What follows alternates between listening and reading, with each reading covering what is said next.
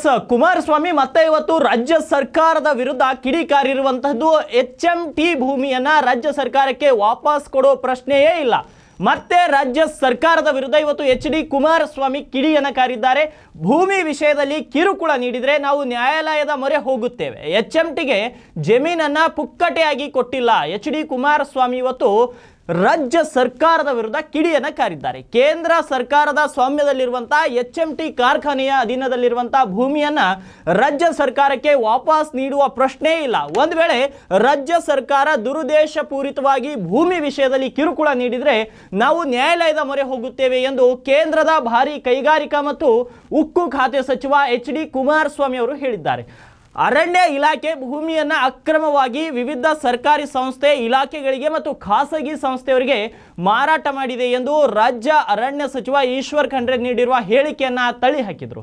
HDK ಬೆಂಗಳೂರಿನ HMT ಭವನದಲ್ಲಿ ಮಾತನಾಡಿ HMTಗೆ ಭೂಮಿಯನ್ನು ಪುಕ್ಕಟೆಯಾಗಿ ಕೊಟ್ಟಿಲ್ಲ. ಮೈಸೂರು ಮಹಾರಾಜರ ಕಾಲದಲ್ಲಿ ಜಗತ್ ಪ್ರಸಿದ್ಧ ಇಂಜಿನಿಯರ್ ಸರ್ ಎಂ ವಿಶ್ವೇಶ್ವರಯ್ಯ ಅವರ ಮಾರ್ಗದರ್ಶನದಲ್ಲಿ ಸ್ಥಾಪನೆಯಾದ HMT ಕಾರ್ಖಾನೆಗೆ ಯಾವುದೇ ಜಮೀನನ್ನು ಉಚಿತವಾಗಿ ಪುಕ್ಕಟೆಯಾಗಿ ನೀಡಿಲ್ಲ. ಬೇಕಿದ್ರೆ ರಾಜ್ಯ ಅರಣ್ಯ ಸಚಿವರು ದಾಖಲೆಗಳನ್ನ ತೆಗೆದು ನೋಡಲಿ ಎಂದು ಕುಮಾರಸ್ವಾಮಿ ಇವತ್ತು ರಾಜ್ಯ ಸರ್ಕಾರದ ವಿರುದ್ಧ ಕಿಡಿಕಾರಿದಂತಹ ಪ್ರಸಂಗ ಬೆಂಗಳೂರಿನಲ್ಲಿ ಜರುಗಿದೆ.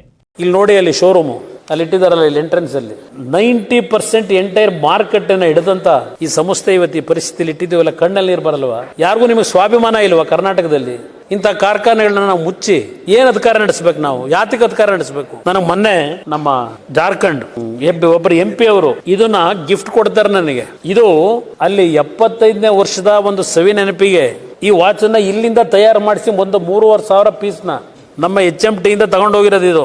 ಇಲ್ಲಿ ನೋಡಿ, ಅಲ್ಲಿ ಶೋರೂಮು ಅಲ್ಲಿ ಇಟ್ಟಿದಾರಲ್ಲ, ಇಲ್ಲಿ ಎಂಟ್ರೆನ್ಸ್ ಅಲ್ಲಿ 90% ಎಂಟೈರ್ ಮಾರ್ಕೆಟ್ ಅನ್ನ ಹಿಡಿದಂತ ಈ ಸಂಸ್ಥೆ ಇವತ್ತು ಈ ಪರಿಸ್ಥಿತಿಯಲ್ಲಿ ಇಟ್ಟಿದ್ದೀವಲ್ಲ, ಕಣ್ಣಲ್ಲಿ ನೀರು ಬರಲ್ವಾ?